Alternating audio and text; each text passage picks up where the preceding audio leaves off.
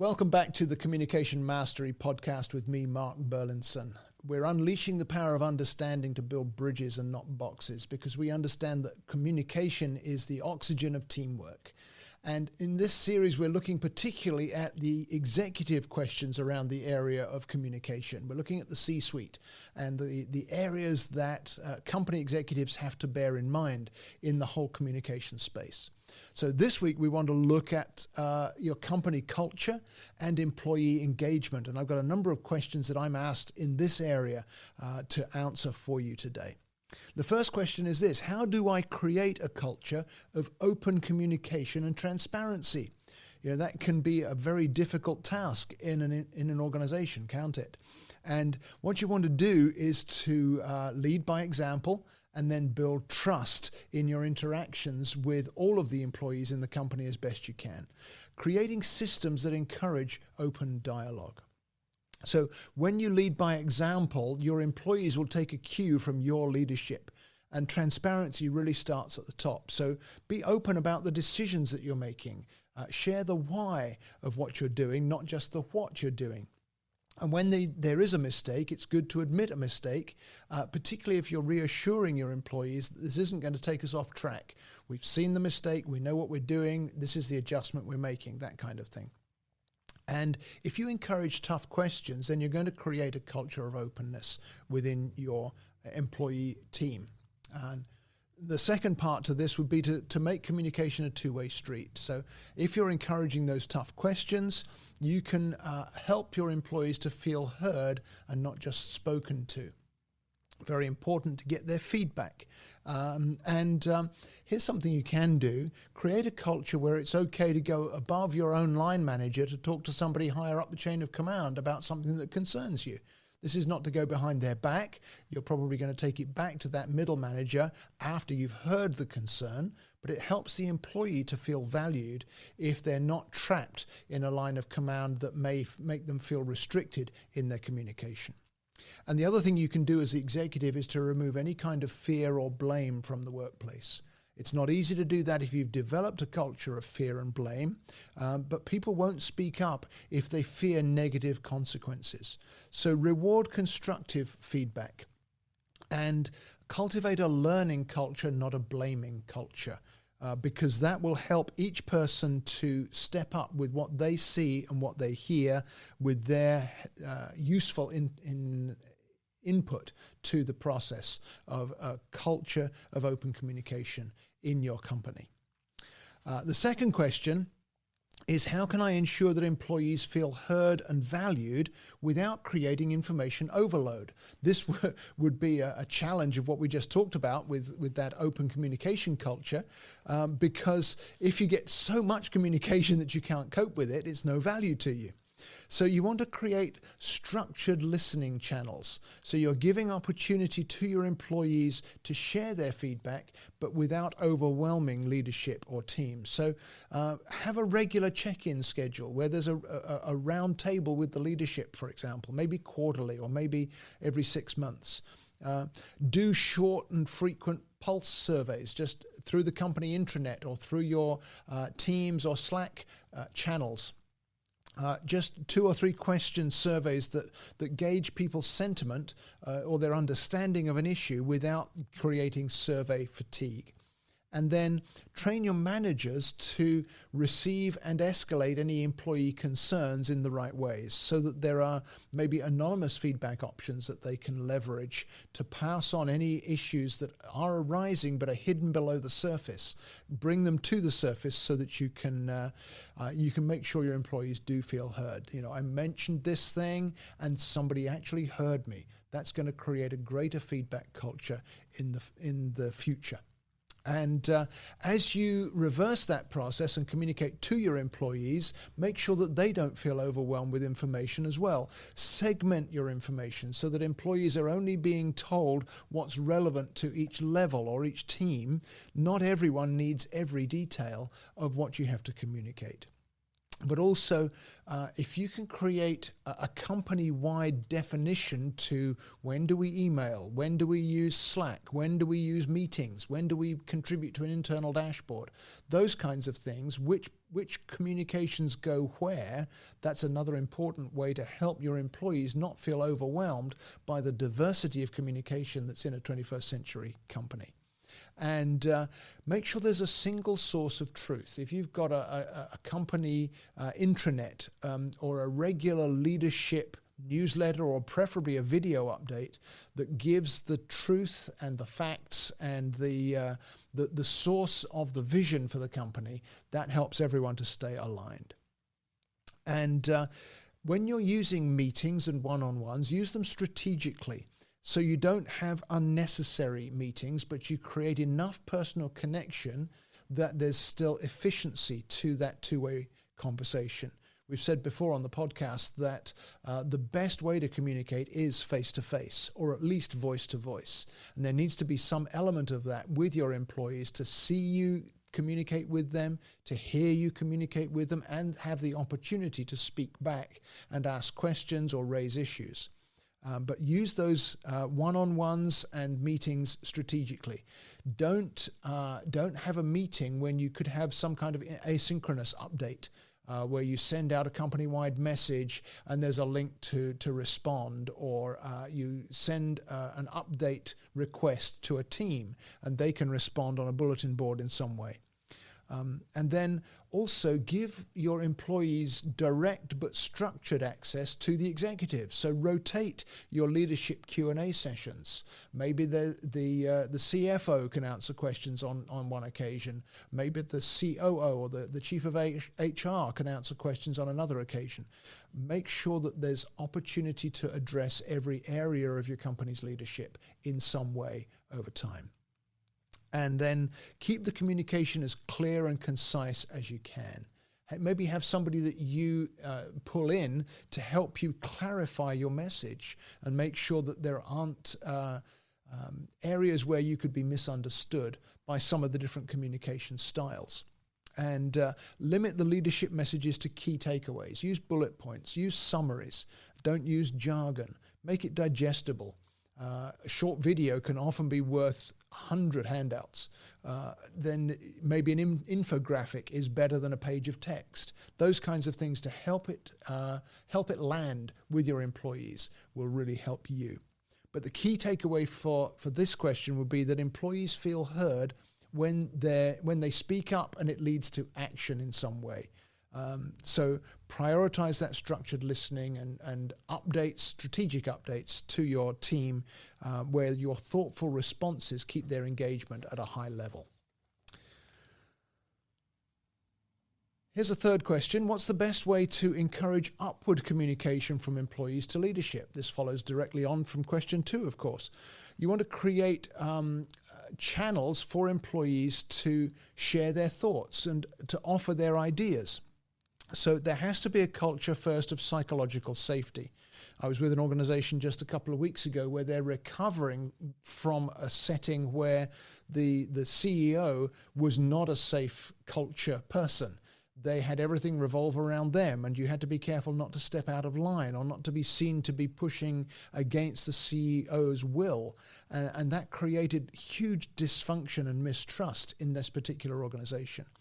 And employees won't speak up if they fear retaliation or they fear dismissal or they see that there's an erratic or unjust response to their communication upward to leadership.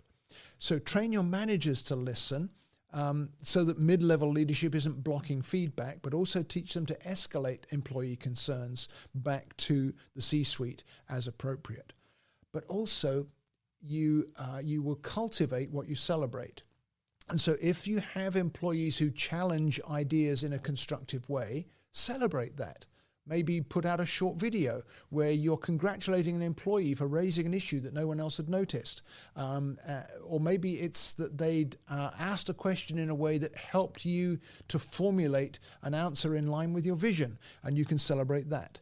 Those kinds of celebrations of the actions you want to cultivate will really pay dividends in promoting upward communication. And you want to make upward communication routine rather than random.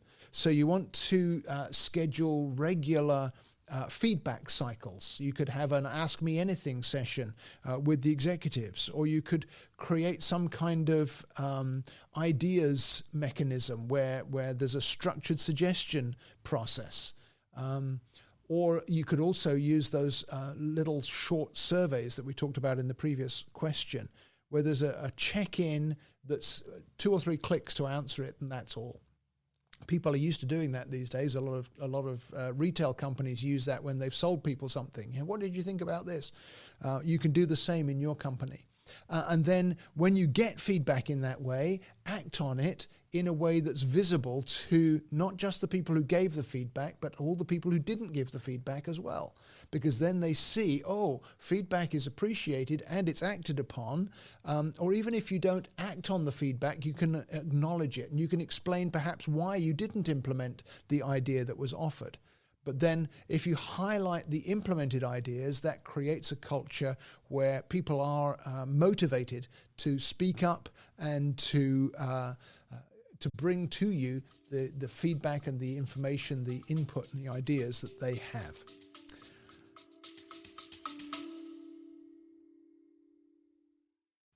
American business wastes billions of dollars annually on miscommunication, but your business can be different. You can leverage the Communication IQ system to give you greater collaboration, deeper understanding in your teamwork, more effective sales and customer service, as well as effective education for all of your team members. You can contact me through my website to find out how this could benefit your business. Just go to my website at markburlinson.com. All the links to reach me are right there. And let's have a conversation about how Communication IQ can take your business to the next level. Key takeaway is that upward communication isn't just about giving employees a voice. It's about showing that the leadership are truly listening and responding appropriately. So building trust in that way and acting on employee input wherever it's appropriate, then you can ensure that those valuable insights are flowing consistently up through the organization and everyone benefits. Now, here's a question from a different angle, but it's an equally challenging one in terms of company culture and employee motivation. How do I communicate major organizational changes without creating fear or resistance? Here, it's very important that you zero in on empathy, but you also need a great deal of clarity so that you can invite involvement. Because unless people feel involved in a major change, then they're going to lack trust and they'll be defaulting to uncertainty, and that creates fear and it also creates resistance. So you want to lead with transparency, but also with purpose. You want to be very clear on what this change is going to look like, why it's happening, and how you've planned to minimize the disruption or pain or challenge to your employees through that major change. Be clear about the why before you talk about the what. And connect the change to your company goal or to your long-term vision or to shifts in your market. It may simply be that this major change is because the world is different than it was 2 years ago, and we're adapting to meet that new challenge. You want to be clear and don't sugarcoat the potential impact, but also provide reassurance wherever you can.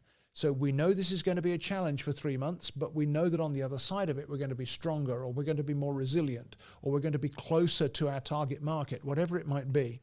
That's the reason for you making the change. And then if you sense that there are rumors going around or misinformation, then be very clear in your messaging so that you can deal with that misinformation quickly. Don't let it get roots so that it'll grow. When you're delivering a message of major change, you want to deliver it with empathy. You need to acknowledge people's emotions and their concerns before you push for their acceptance. One of the things we say in any kind of communication in the company context is that you need to engage the responder language first before you move on to the other languages, because the responder language feels very deeply about whether I care about this and does my company care about me. So if you can communicate care first before you make a difficult announcement or explain a difficult decision, that will really help your audience to stay on track with you, and know that you're using a personal tone, a human tone, a tone of empathy. Don't appear distant. Don't hide a difficult change behind company jargon. Use short, simple, straightforward terms to describe what it is that's changing, and acknowledge that there is uncertainty, but the leadership's committed to supporting your employees through that uncertainty. You can invite feedback and questions so that it shows that you're listening. So don't just broadcast it. Don't just send out a video saying, this is going to change and I'll see you next week. Instead, invite people to come back to you with some form of questioning. There are all kinds of tools you can use these days, even if you're a remote company or some of your workers are not there in the building. You can use some of the online tools for people to put questions in anonymously so that they can be addressed in a future meeting or in a future communication. And then you also need to recognize that different stakeholders around the company process change differently. And so you want to tailor it to the whole company first with a CEO announcement or some kind of town hall meeting to introduce the change. But then you also need to equip middle managers with key briefing points, key talking points, so that they can be consistent in their application of the change, but also in their messaging around the change. And then you want to allow all of your employees to interact with the change through Q&A forums of some kind, including some of the tools that I mentioned just now that you can utilize where you don't have to have a meeting. You can have a Slack channel, or you can have there are all kinds of different tools you can use to get feedback anonymously, and then give regular check-ins on the progress as you process the change so that the employees feel like they are included in the journey that you're all on together. And you can address the concerns that have been raised through the feedback channels you created. If you can, involve your employees in the transition, whatever change it is that you're announcing. If they're helping to create the change or helping to apply the change and shape it as it goes, then they'll feel much more supportive of the change than if it's just inflicted on them from on high. So you could form employee advisory groups to provide input or to help you to clarify concerns.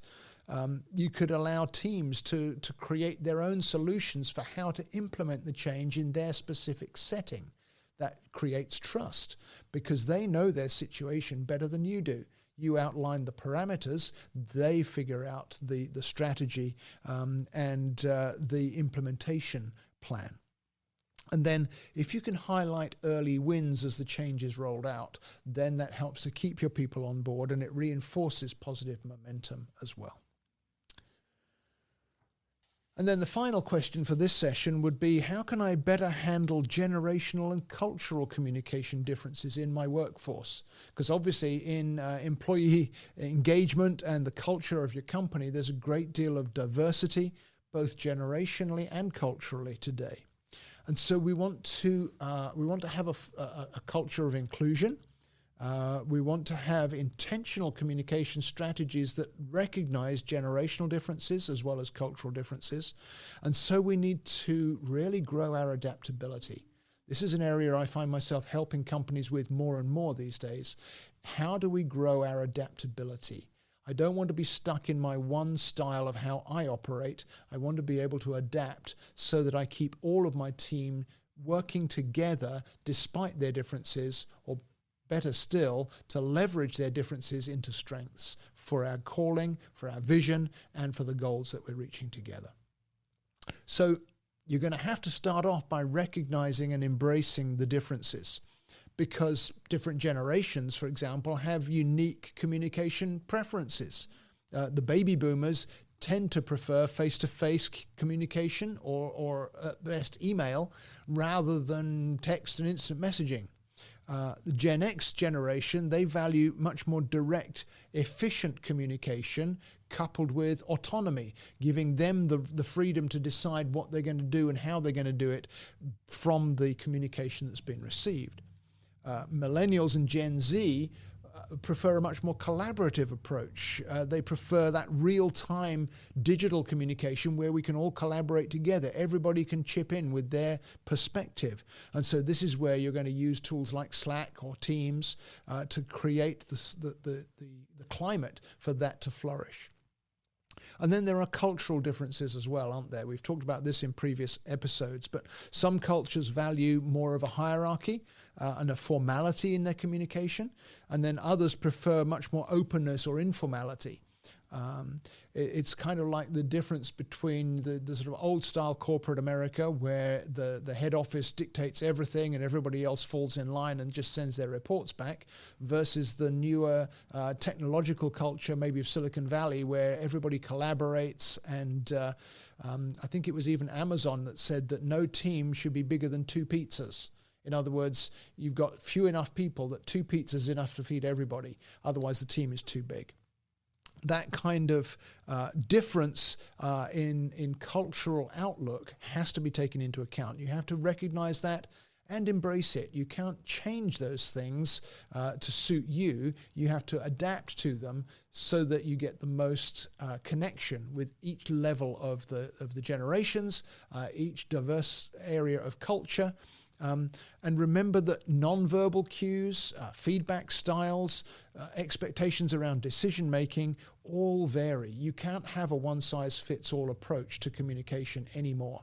It has to be adaptable.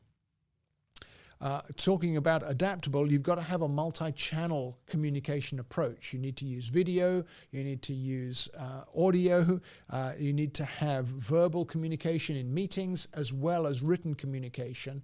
You need to use visual cues like infographics or the videos, photographs, that kind of thing, so that everybody gets the chance to engage using their strongest communication styles and their strongest communication indicators, because otherwise you're going to lose people along the way. Again, one size doesn't fit all. You've got to have flexibility. And if this applies to your company, you need to be able to provide translations or cultural context if your team is more global or spread across a number of different nations or cultures. And then you can promote cross-generational and cross-cultural understanding, where you can form teams in ways that each generation benefits from the others. It's been fun for me to watch some of the Gen Xers in companies that I work with learning from the millennials and the Gen Zs. And they're like, oh, wow, I'd never thought of doing it that way, but that really works today, doesn't it? That kind of approach. Or likewise, I also find that many Gen Z generation would really love to have somebody of an older generation that they can trust, who's not telling them what to do or how to do it, but is understanding where they're coming from and offering wisdom and expertise. So you can cultivate those kind of generational perspectives within your team. You can have learning circles where employees can discuss their perspectives. You can have intercultural training sessions where different folks can learn about each other and create that openness between the different cultures. But you have to establish an inclusive culture where every voice matters. It's not good enough to just have a multitude of different generations or a variety of different cultures. Every one of those voices needs to be drawn together, and you as the executive or as the executive leadership team need to show that you're valuing all of the different inputs and taking them into account as you weave them together into a company strategy that moves you towards your goals far more effectively, because you have to operate as a team. We often say that team means that together everyone achieves more, TEAM. And only when we acknowledge and accept cultural and generational diversity can we do that. So rotate who leads meetings, rotate who presents ideas, so that all the different generations and the different cultures have a voice at the table. You could celebrate milestones to reinforce inclusivity, particularly cultural milestones. and then regularly ask all of your employees for feedback on the effectiveness of the communication that you've been doing. How much did you enjoy that video? Was that town hall meeting valuable to you? Was the last email from the CEO something that resonated with you? What suggestions do you have for how we can communicate better? Key takeaway is that bridging these gaps is not about creating uniformity, quite the opposite. It's about creating a workplace where different perspectives flourish together and thrive to make your company vision succeed. And this is where the Life Language Communication IQ system can be so helpful, because it's the only tool we have that helps us build bridges. So if this is new to you, reach out to me and ask me, how could that help my company oil the wheels of communication, especially in the area of culture and employee engagement? I've not come across a company that's used the Communication IQ system where the employees haven't felt more engaged as a result. So it's a powerful tool that you could take advantage of so that your company can also benefit. I'll be back next week with more C-Suite insights and more C-Suite questions. But for now, please recommend this podcast to a friend. Maybe subscribe on your favorite platform, or maybe text a link to today's episode to that person that came to mind somewhere through the episode and you thought, oh yeah, so-and-so needs to hear this. Text them now with a link to today's episode, and I'll see you back here next week.